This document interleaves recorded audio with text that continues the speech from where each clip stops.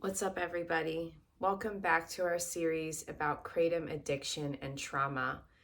In last week's video, we went through facing generational trauma and how that applied to our addictions. And in today's video, we're going to be getting into using addiction as a coping mechanism for trauma.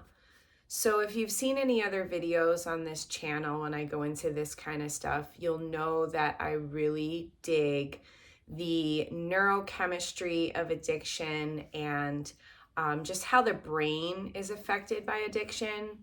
And that's how I feel about how trauma affects the brain too. I get really stoked on learning about how our brains work, how the chemicals in our brains work, which is our neurochemistry, when we're dealing with things like PTSD, trauma, CPSD, which is complex trauma, because I think it's so cool to be able to look at like how things work. And so then it sheds light on like why we're feeling the way that we're feeling, why we're thinking the way that we're thinking, why we're acting the way that we're acting. So I think it's super cool.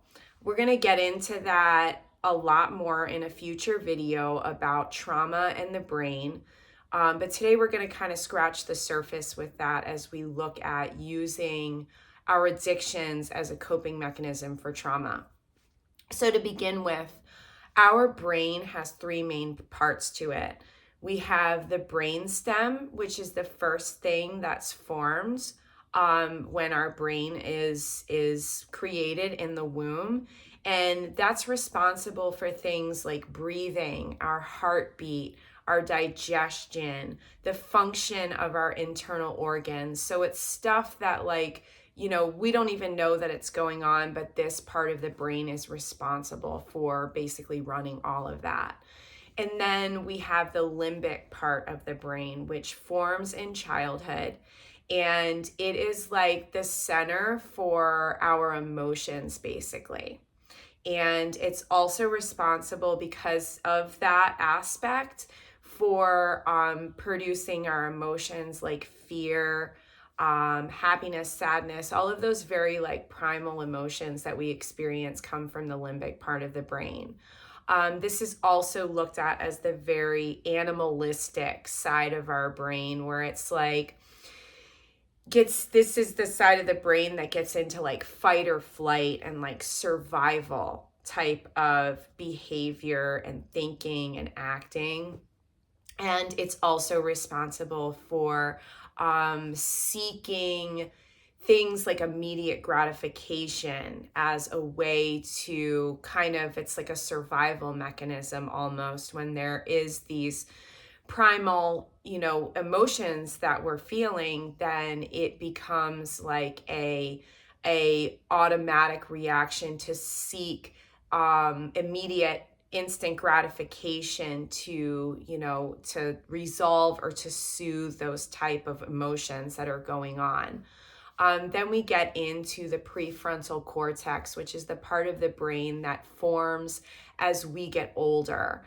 And for guys and girls, it finishes maturing at different times. And for girls, it oftentimes finishes maturing a little bit earlier by like our late 20s. And for guys, it can sometimes finish maturing into like even the early 30s. And what the prefrontal cortex is responsible for is like decision making, making wise decisions, thinking things through, weighing out possible outcomes and making like good decisions, planning. It's responsible for these basically like mature ways of thinking and like perceiving things. So those are the three main parts of the brain. What does this have to do with the topic of our video?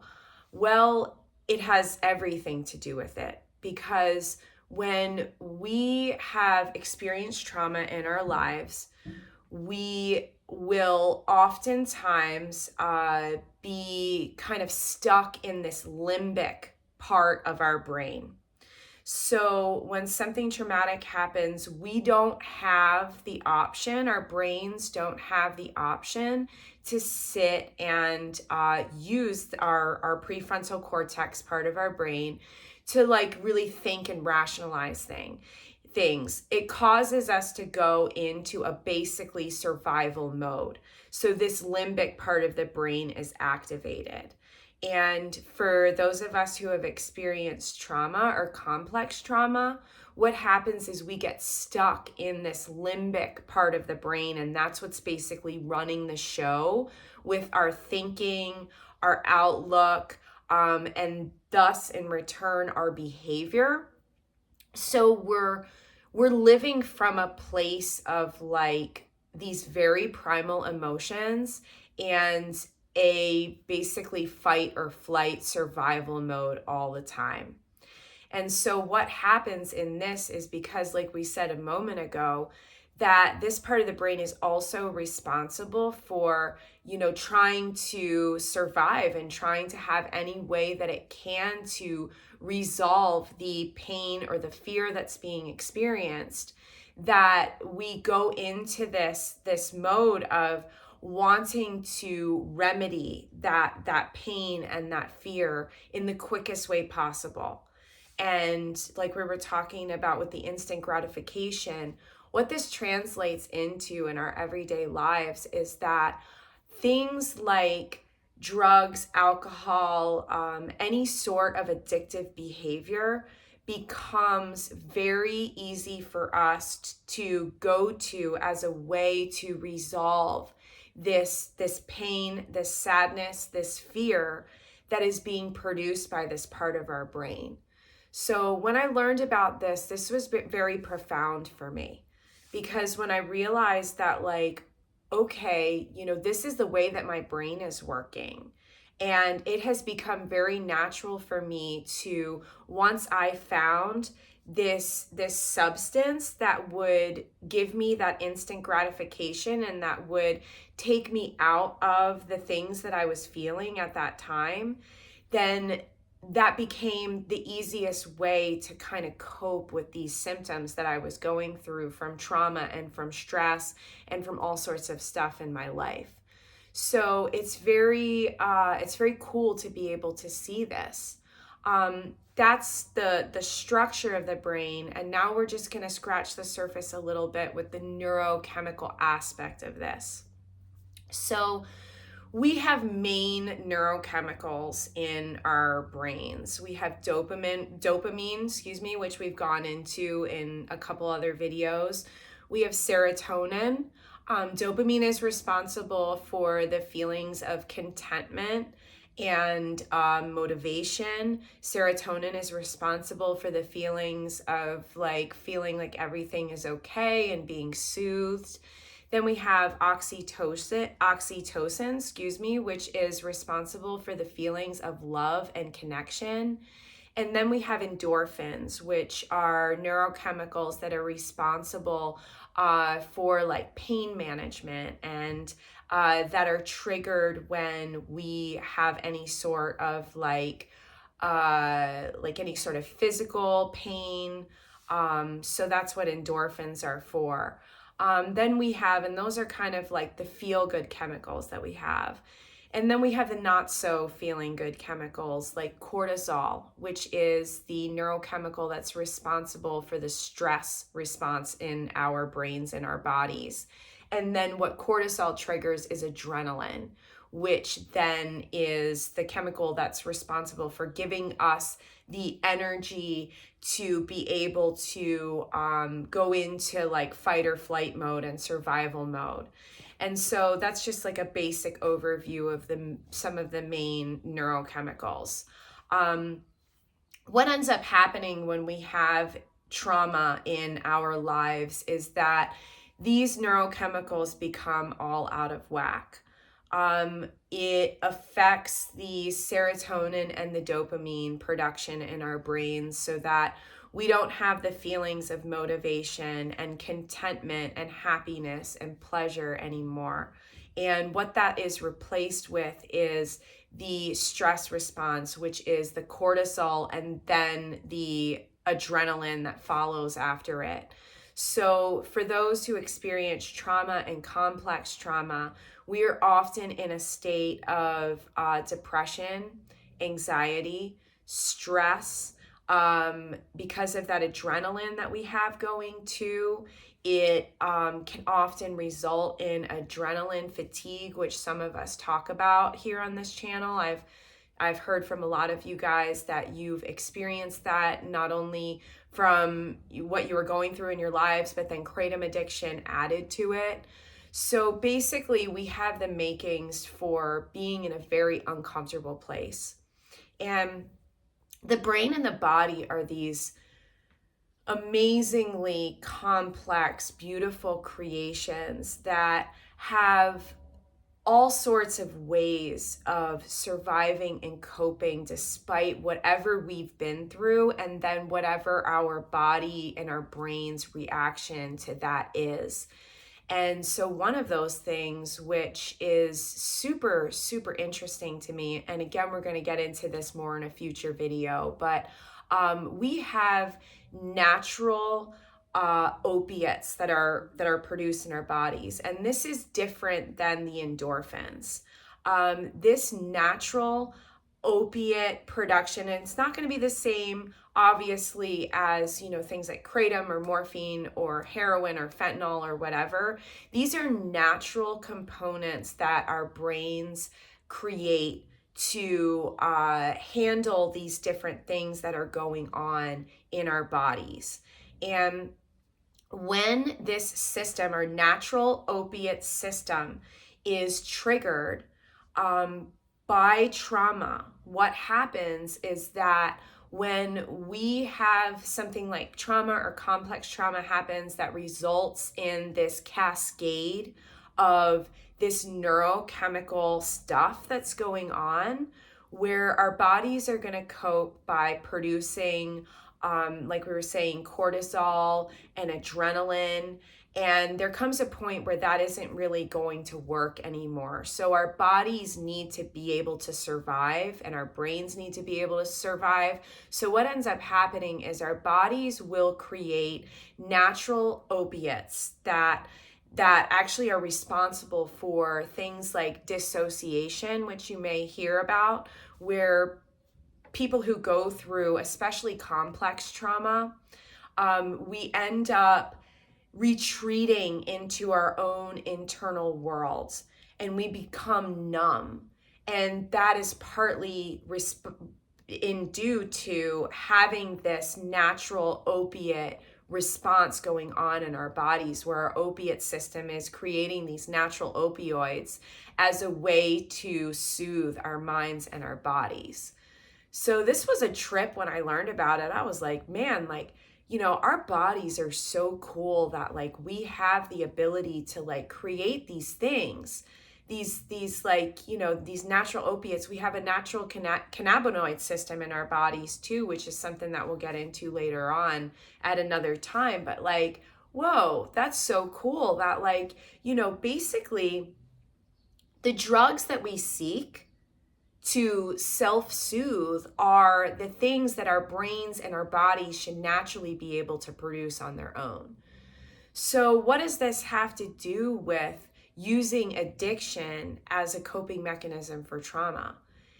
Man, so we just kind of laid out the framework that the way that our brain is working is what is causing us to seek out these outside substances as a way to be able to survive. So for those of us who have gone through trauma and complex trauma, like we were talking about, not only the way that our brain is working and the structure of it with those different brain parts like we were talking about, but our brain chemistry, the chemicals in our brain that are responsible for how we think and how we feel, are affected by what we've been through. So when we try something like kratom, when we try something like weed, when we try something like any other type of opiate or alcohol, that becomes the best option a lot of times for us to cope and survive through what is going on in our brains and our bodies every single day. And so that's really like the foundation of using this substance that then turns into addiction as a way to cope with our trauma.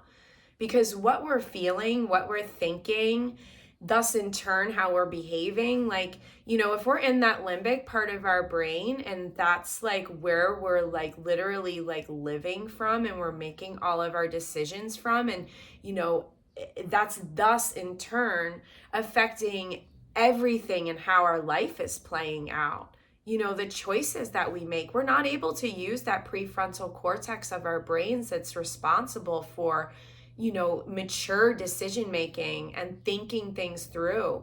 So we're constantly operating from this place of fight or flight. And so that's going to affect everything about our lives. Excuse me, our decisions, our choices that end up having the consequences that play out. Excuse me again. So like, it creates everything in our lives, and it affects our relationships in turn, because if we're constantly in this place of like, fight or flight, excuse me again, you know the deal. You guys know the deal if you ever watch these videos. I'm not even going to explain it anymore. And we're having like, it's like super bad pollen. Like we have cottonwood season here in Chicago. I know I'm always making these excuses, whatever. I don't edit these videos. You guys know this by now. This is what it is. So excuse me though. But so like it's going to be affecting our relationships. It's going to be affecting like, our finances, because we're going to be in this place of fight or flight. And for a lot of us, like, buying things makes us feel better. The instant gratification of buying like, those shoes or that car, or like, whatever it is going to make us feel better in the moment. And that's like operating from that limbic part of the brain, where like, we're not thinking things through. And then, when we put a substance into the mix, like kratom, I talked about it on, I think like my first actual video other than the music stuff on my channel here, that like the first time I tried kratom, you guys, like it was like, because I had painkillers when I had my wisdom teeth removed. I like maybe tried some painkillers along the way, but like opiates never called to me. And I had so many addicts, like heroin addicts in my life, that like I just was like turned off to the whole opiate thing. So like for me, I was never like receptive to like hardcore opiates. But like it was like the perfect storm in my life when I tried kratom for the first time, because like first and foremost, I didn't think that it was like dangerous. And so like I thought it was like this natural herbal supplement, which I was all about at the time. And then I was going through grief, and then I was going through stress, and then I was having like the beginning of the healing crisis, which we talked about a couple videos back, starting to kind of come to the surface and come to a head in my life, where like I just was not able to deal anymore with like this repressed trauma that I had in me. And it was playing out in all aspects of my life. So when I tried kratom, like I was like, whoa, like what is this? Like, because I've had people in my comments be like, oh, whatever, I've never experienced euphoria from kratom. I don't know what that is. But y'all, like I was like blissed out, where because I hadn't experienced that with opiates. Like it was just like so like new and novel, and like, I was in so much pain, mental pain, physical pain, because I have a chronic pain condition. So like when I had that like relief from the kratom, like with what we're talking about today, like that became this like, where there was this like, thing that clicked in my brain, where like, I'm like, okay, here's the answer. Here's the instant gratification that I need to be able to survive and cope, because I wasn't anymore in my life. So then, what started as me taking kratom once or twice a day ended up progressing into me taking it 5 to 6 times a day at 40 to 60 grams per day. So like what became my addiction. And, same thing with weed, where like, I felt that, relief from weed, and that like coping mechanism of like, same thing, with the kratom in this aspect, that like, it just put me into my own little world, my own little bubble that allowed me to cope with, the pain and the sadness and the fear that I was going through in my life because of what was happening at the time and because of the residual stuff from this trauma. So like, yeah, it was a big aspect for me of why I ended up in this addiction, which was the trauma. So yeah, so this is something like I was saying, I love getting into why things work the way that they work, why the brain works the way that it works, why we think what we think, feel what we feel, and act the way that we do. And so I hope that this kind of pondering and wrapping our minds around, how addiction can be used as the coping mechanism for our trauma helps you too, and helps to kind of shine some light on why you're feeling the way that you're feeling and why you're acting the way that you're acting, and using kratom or whatever it is, whatever substance as it is, as a coping mechanism for the effects of trauma, complex trauma, and such. So thanks guys for watching. And as we move forward, like I said, we're going to get into like, I'm going to just dive deep. We're going to dive deep into a lot more about the brain and trauma and addiction. And we're going to go really hard on like, going into this neurochemistry stuff even more. And then we're going to start to kind of break through to the other side and like get into actually like what we can do to create change in our lives. And we're going to go into stuff like, triggers and what that's all about and what it's caused from, because there are roots of that actually in the whole like brain chemistry and like, formation of our brains and the parts of our brains as well. So we're going to like try to crack the code of like, getting triggered and then reacting from it, and ways that we can like basically rewire our brains. Because as we go through like recovering from these addictions, we have a really cool opportunity to like rewire our brains, not only from our addictions, but from trauma. So we're going to interweave that into this series as well. And I'm not super sure how things are going to unfold consecutively yet, so I'm not sure what we're going to do in next week's video, but it's going to be something cool, so stay tuned. And I love you guys. I'm super stoked to be able to get into this with you. This is like my passion, and my heart is not only like addiction and recovery and, understanding that more, but also trauma, complex trauma, and healing from it. So I feel super honored to be able to do that together with you. All right, I love you guys, and I'll see you in the next video. Bye.